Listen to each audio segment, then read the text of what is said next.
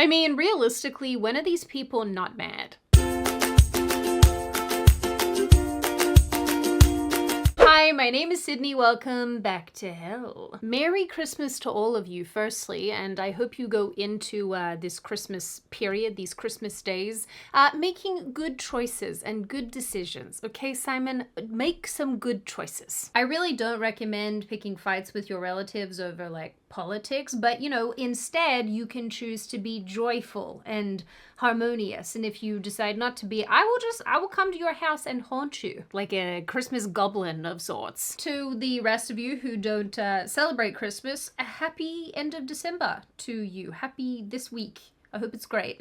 As for me, I will be over here channeling Morticia Addams because this is how I have chosen to look today.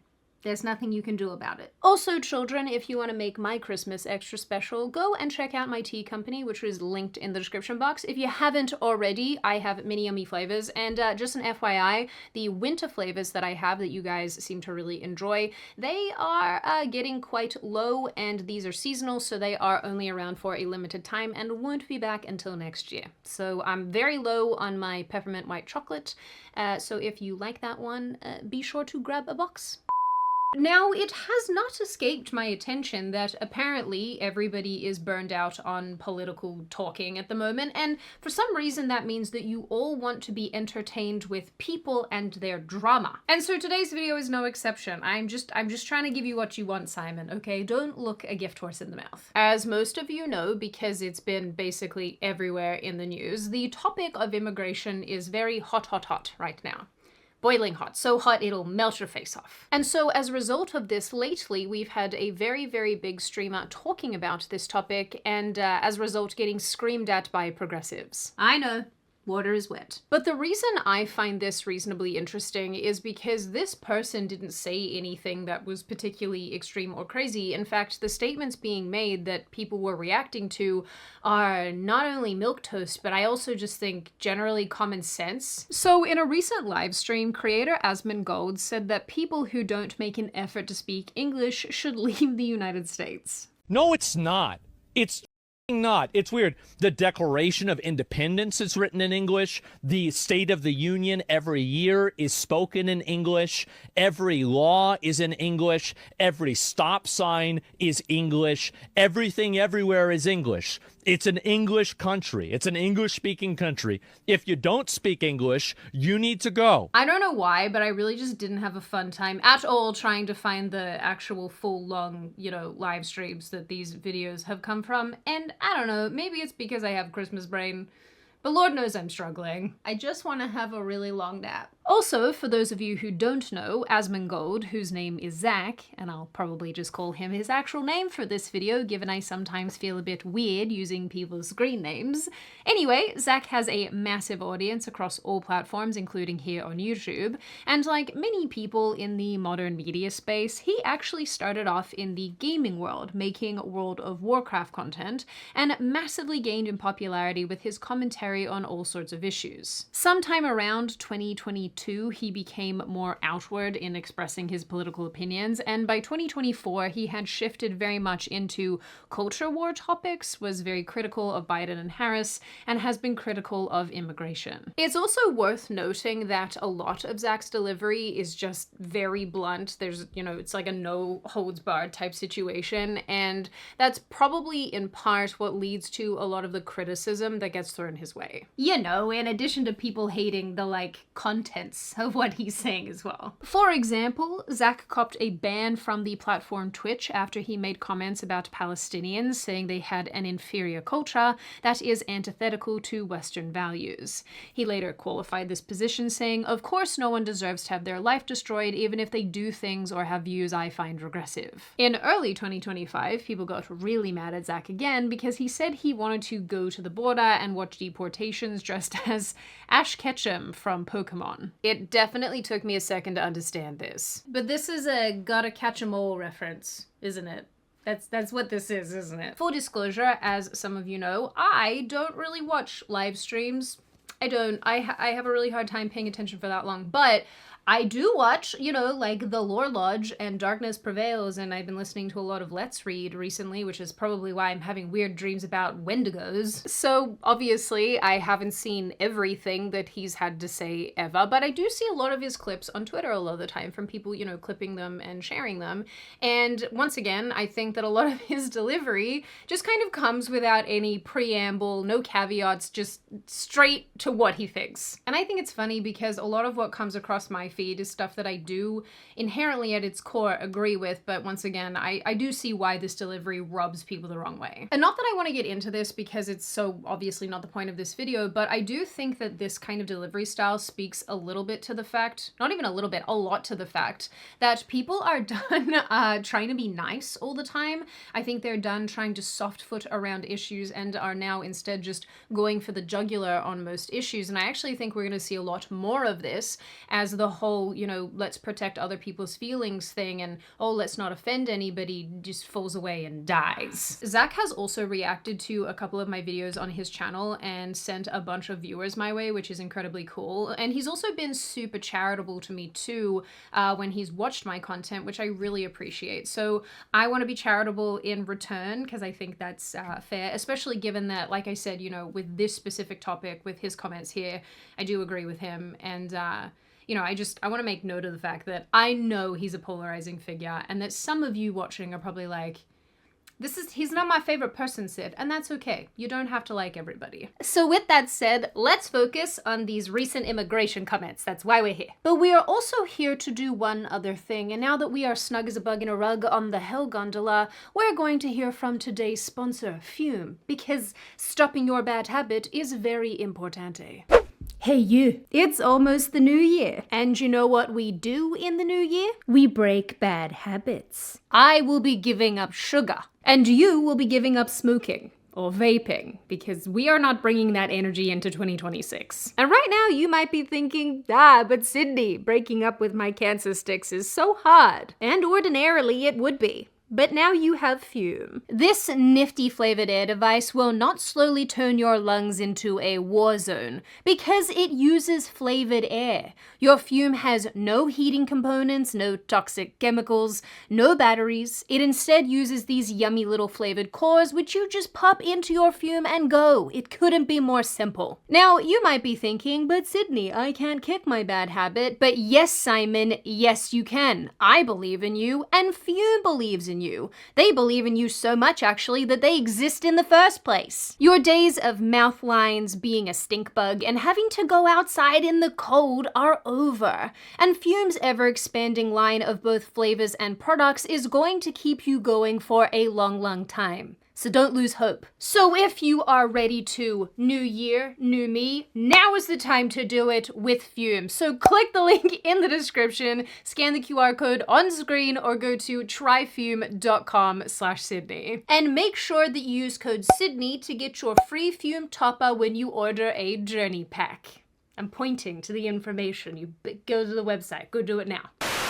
So the clip that I showed you earlier popped off on Twitter and sent a bunch of people into a tailspin. In fact, the person who initially posted it and put their watermark on his video, which everyone should know how much I hate that, don't watermark other people's content. It's really weird. Anyway, this person accused Zach of crashing out and going on a weird rant.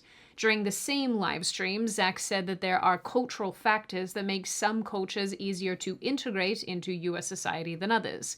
He listed several of these things before saying that not being able to speak English should completely limit a person's ability to immigrate here.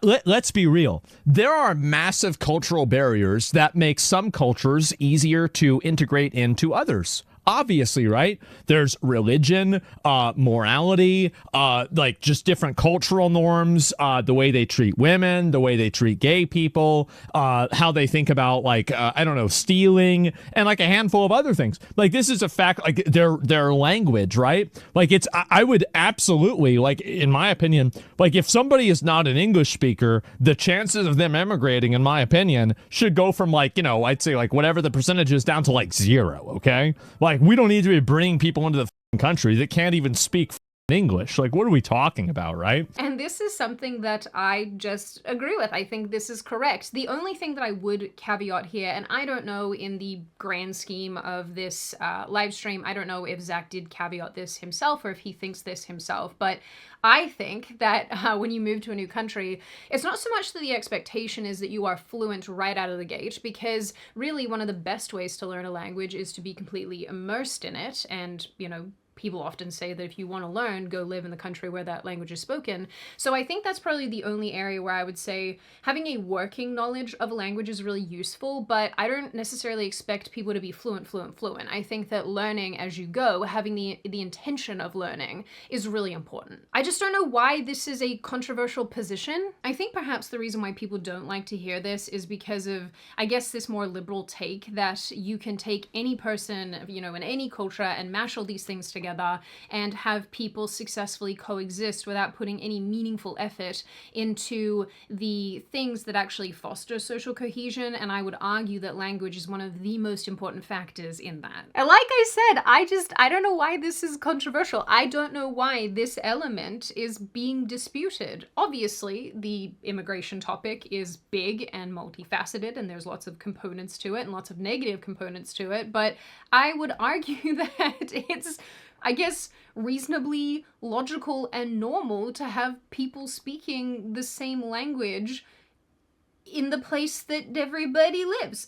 I don't know. Anyway, as you can expect, this last clip of Zach that I just showed you led to a lot of criticism and a lot of accusations of being all of the ists and isms. Besides the person who said that he's crashing out, I did see a lot of other people on Twitter say that he's just hateful and racist and that he's, you know, not a really good person. He's got weak humanity because he's hating on others for innocuous differences. And yet, amid the outrage, Zach doubled down, calling his view common sense and suggesting that no country should admit people who cannot communicate in its primary language. Interestingly though, Zachy boy over here has been discussing this topic for a little while now. In another video from, I'm going to assume, probably back in March, like I said, I've had a really weird hard time finding the origins of these because going through live streams is hard. Anyway, I'm assuming this is from when Donald Trump signed his executive order in March to make English the primary language of the United States. I could be wrong, but anyway, immigration is being discussed here, and Zach again said that if you live in America, you need to speak English,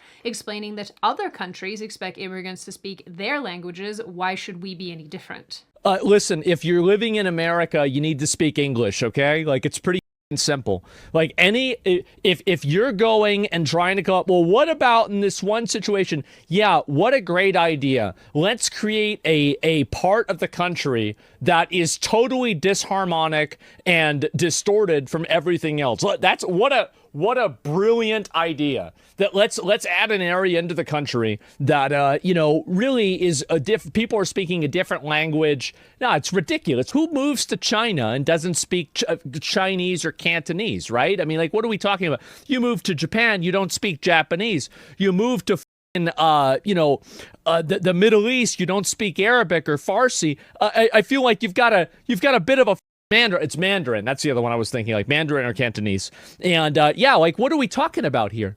Yeah, you move to Brazil, you speak Portuguese. That's the way it is. Like, this is the simplest, most obvious thing. This is so funny to me because just this morning I read an article about how Japan is strengthening its citizenship requirements. It's extending the time that you have to live in the country before you can apply for citizenship. But one of the bigger factors is that you have to be, I don't know if it's like fluent or just very proficient, but you at least have to be extremely proficient in Japanese in order to get your citizenship. I can say many things in Japanese, but obviously the most important is Hotu dagu tabimashita. I'm an expert, man. Get out of here. Although the criticism here is coming from leftist circles, if I'm being totally honest, I do find it quite surprising because I think that the position that Zach is expressing is quite a logical one. I don't think that his view is rooted in being prejudiced or partisan or even anti-immigrant. I think it comes from a place of actual practicality that is backed up by statistics and historical precedent and public opinion. We know that people who speak a country's native tongue have an easier time finding work and fitting in and so on. This is statistically backed up. We know that native-born citizens want to hear their native language spoken out in the world. And we know that currently there is very little effort to hold anyone, well, migrants really, to a standard of English speaking. Of course, none of this matters because all the angry progressives want to focus on is the fact that it excludes people. Or something. I actually have no idea what they're trying to logically argue about this one. I think in the minds of most normal functioning people, requiring that immigrants learn English and be fluent in English is a good thing because it fosters social cohesion, it gives them job opportunities, it, leads to mutual respect and being able to read road signs. But like I mentioned, this is a topic that Zach has talked about a lot, and so this is way not the first time that he's come under fire for making comments about immigration. At the end of October 2025, people were once again kicking off at him after he reacted to a clip of Hassan, the dog abuser Piker. In this video, Hassan said that he noticed more white people in Japan and has expressed how much he doesn't like it. Zach responded to this saying, if you're a foreigner in Japan because you're white, then what does that make every other person that's not white in America? Since the last time I've been in Japan, this is my third time now. Yeah. I've seen a lot more white people out here. Oh, for sure. Okay, Oh, yeah. and I don't like it. All right? If you are a foreigner in Japan because you're white, then what does that make every other person that's not white in America? That's not the kind of identity politics you really want to play. That's a bad way of doing things. The reason why there's a big difference between people like Abroad in Japan and PewDiePie versus somebody like Johnny Somali, the big difference is that people like Abroad in Japan or some of the people that come here to the United States, actually the majority of legal immigrants that come here to the United States, come here and they assimilate into the culture and they don't cause any problems. They're trying to just simply exist inside of a different culture. When someone in the live stream chat responded and said that America is not white people's land, Zach responded and said, actually, it is. And so that's it. America is not white people's land. That's Europe. Well, it is. It is. It absolutely is white people's land. We fought a war over it. Once again, the response to this was what you expected, with people calling him racist and tone deaf. This is so interesting to me because right now on Twitter, there's this really big debate, if you will, happening, where people are kind of discussing what it means to be an American and sort of where the heritage American fits into this. And these are people who can trace their lineage all the way back to, I guess, the founding of the country, and sort of how those people relate to America versus how new Americans relate to America. And not that I want to get into this at all in this video because it is quite muddy. I think if we're being intellectually honest, if we're, not being butt heads about this, we can all admit that the American colonies, which have become America as we know it today, were founded by European settlers, many of whom came from England and reflected the sun, like this. See, this is why it's muddy, because now I have to caveat. This is not me saying that there weren't other people around during the founding of the America that we know today. Obviously, about 10 years after settlers came to the East Coast, then there were slave ships arriving, and so there are plenty of Black Americans who can trace their ancestry back to these early slaves. Then you also had sort of all of the interactions with natives going on at the time, and the Hispanics down south, and you also had the Chinese come over in the 1800s for the gold rush. I mean, there's so much history here that just, I don't know, I don't want to get into it, but there you go. Everyone's acknowledged. Every freaking race is acknowledged. Now no one can scream at me in the comments because I will scream back. Anyway, it's still an objectively true statement to say that America as we know it today, the American colonies, were founded by European settlers. So yell at me if you want to, historian nerds. I don't care. And whether or not you personally think that this position is right or wrong or correct or incorrect, it sort of makes sense why Zach would feel this way about America's founding and its founding peoples, given he expressed in another live stream that his family lineage in America goes all the way back to the Revolutionary War. I have to see, like, from my perspective as an American and a Native American, right? Like, not capitalized, but just lowercase. A Native American, right? My family's been here for ever since before the Revolutionary War, right? We fought in the Revolutionary War. Well, they did, not me, right? I wasn't there. But anyway, so my point is that, like, very obviously, I want to do the best, and I want to work in the best interest of the people that are in my country first. And I do want to put people in my country first. I want to make decisions from a government level that puts people in my country first.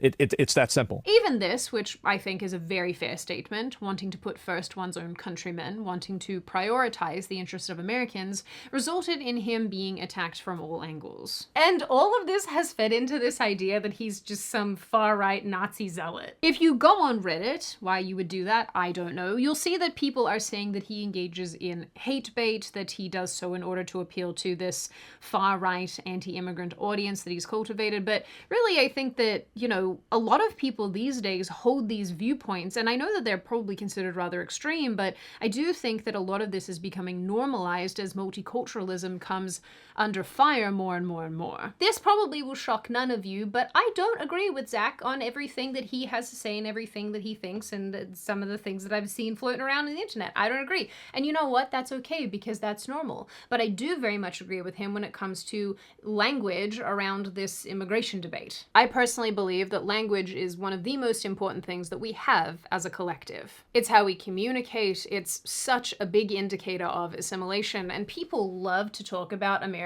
as this melting pot.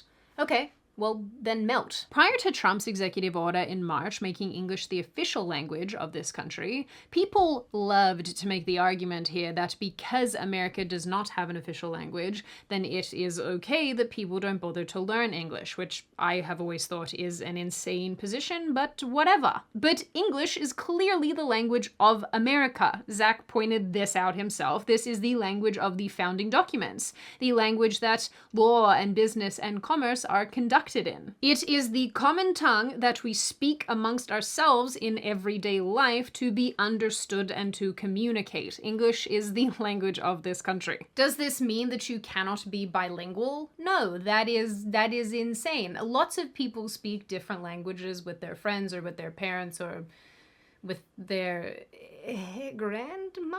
But the important thing is that when they go out into the world, there is a shared language, and that is English, and that's what we all speak to each other. It is interesting because when I started working on this video, I was reminded about the fact that this is legitimately not like a radical or extreme position, because wanting to have a common language has been so normal for so long up until very recently. Outside of a shared language in the country context, I'm sure that a bunch of you are familiar with the fact that French, for example, used to be the lingua franca, or the auxiliary language, used between people in European countries who didn't speak a common tongue. So the common tongue was French. They would communicate and do business in French. Now that language is English because it's become the global language and the language that everybody uses when nobody speaks the same language. I hope this makes sense. My confusing and probably ineffective explanation here aside, my point is that whether it's English or French or some other language,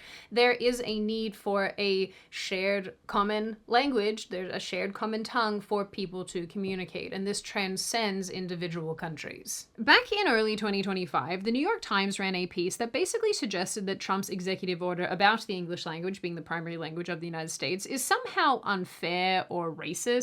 The piece points out that this idea was actually expressed by the founding fathers and other American leaders over the years. You guys are gonna love this one. Benjamin Franklin worried that there was too much German being spoken in the United States in the early days. Theodore Roosevelt expressed in 1919 that, quote, "We have room for but one language in this country, and that is the English language, for we intend to see that the crucible turns our people out as Americans of American nationality and not as dwellers in a polyglot boarding house." Tell us how you really feel there, Teddy boy. Tell us. Totally bizarrely, this writer argues that because another language is harder to acquire as someone ages, it's unreasonable to expect older migrants to learn. Which is crazy? In part because of the aforementioned language immersion thing that I mentioned earlier. So much of this article is incredibly annoying, but you guys are gonna especially love this part. Imagine a native Mandarin speaker who is new or newish to English. Let's say that she can get by just fine while navigating a menu you or engaging in brief exchanges. Grand. But if she were being admitted to a hospital, taking a citizenship test, voting, or doing anything else involving detail or urgency, she would want to be able to use, hear, or read her native language. To deny her that is pointless and unfeeling. Why is a person who cannot speak English voting or taking a citizenship test? I'm actually quite certain that you need to be proficient in English to do a citizenship test in the first place, so who are you letting write for you these days, New York Times? What is happening here? Anyway, without going on about this for another million years, I don't think that it's racist or intolerant or xenophobic or whatever to ask that someone moving to a country learns to speak the native language of that country. And this, for me, also goes for English speakers. I think it's pretty bloody rude to go somewhere and to not make the effort to learn the language of the place that you have moved to. I think it's actually quite ignorant, and I think it's quite disrespectful. And you know, truthfully, I am really glad to see someone like Zach, who's got such a massive audience and such a big reach, and people hate watch him too, which means that more of his ideas get out there. I'm glad to see him expressing these viewpoints and pulling them back into the limelight, because I think some of these pretty common sense components of the immigration debate get away from us because we fixate so much on the more extreme components. In the US context, and really in the context of any other country, asking someone to learn the language, and in this case English, asking for English proficiency, is a pragmatic stance. And I think the left's current romanticization, is that a word? Romanticization? It doesn't sound like one. We're gonna go with romanticizing. Their current romanticizing of immigration without assimilation is just so unhelpful, even for immigrants themselves. And I think really what it will lead to is this specific issue becoming more and more radicalized until that is sort of the prevailing stance. I think that more and more people will get radicalized on this, and I don't think that that will achieve the ends that the left is hoping for. In the end, asking that people speak a shared language is a logical step towards a functioning society, and the fact that we're at the point where this is apparently a racist position is kind of crazy. But like I said, I am always glad to see really big voices in the cultural space talking about these things and bringing them to the forefront and really demonstrating how important it is that we maintain a level of logic and intelligence when it comes to the immigration discussion. Now on that note, and before I open the floor to all of you, this is just a reminder to check out Fume using the link in the description. As you guys know, they've been a long-term friend of the channel, so if this is something that you struggle with, absolutely check them out and see if they might be the solution for you. Now I open the floor to all of you. What do you all think? I got a lot of responses to the last video that I made talking about immigration, and a lot of people were on the same page with me. A lot of people obviously disagreed or had different takes on it, but this is kind of in the same vein. So where do you land on this? How do you feel about people not speaking the language of the country that you live in? Do you think it's disrespectful? Do you think it's crappy? Do you think that it's really not that important and people can get by like this? What do you think of Zach's comments and commentary? Do you agree with the fact that he is very blunt in his delivery, which can maybe be kind of off-putting for some people? Do you think that the bluntness is actually necessary and that we are so past the point of caring about offending people and their feelings? What do you think of this overall discussion about assimilation and immigration and people fitting in and people making the effort? Do you think that this is good? Is it bad? Is it necessary? And what do you generally make of this issue overall? As always, if you have made it this far in the video, congratulations. I always like having you along for the full ride. If you are new here and you're not subscribed already and you would like to see more of me and more of this kind of content, feel free to subscribe to the channel, as well as leaving this video a like and a comment, because I do read the majority of them and I like hearing your feedback, even when you're yelling at me about history. As I always say, I hope you wonderful little chickadee people stay safe and well and make good choices. And once again, Merry, Merry, Merry Christmas to all of you. I hope it is wonderful and beautiful and Santa brings you lots of fun gifts, and I will see your wonderful little faces in the next video.